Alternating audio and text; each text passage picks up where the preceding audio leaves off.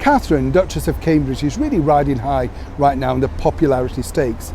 And it's not hard to see the reasons why. And here's one of them that really I think you will enjoy.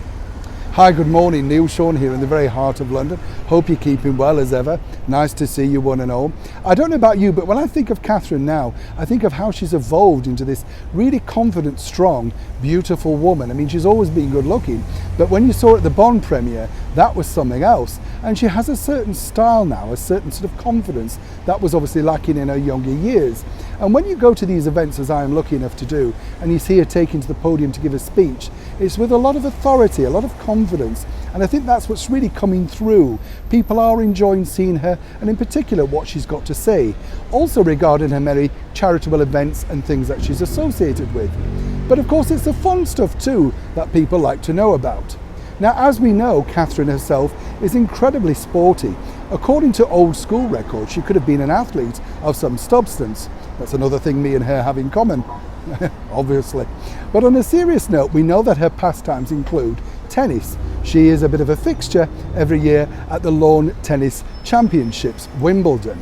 But it's nice to know, though, that she's taken it a stage further, all in the cause of charity. Let me explain. The beautiful Duchess of Cambridge is to come together with a tennis champion, Roger Federer, a person that she's very good friends with and really enjoys his company.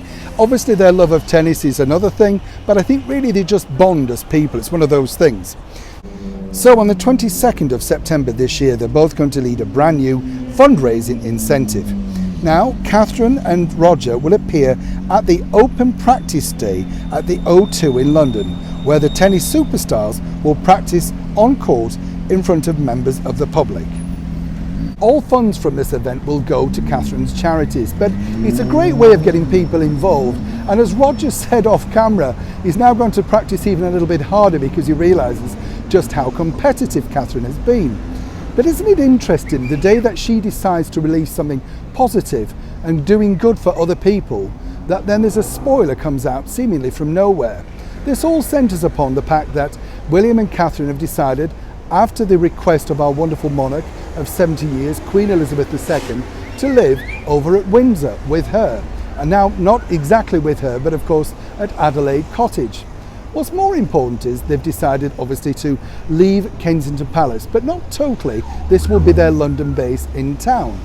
But of course certain journalists have tried to smear this by saying they spent thousands, almost millions doing the place up, only to desert it and then leave it while they go off somewhere else, their third home.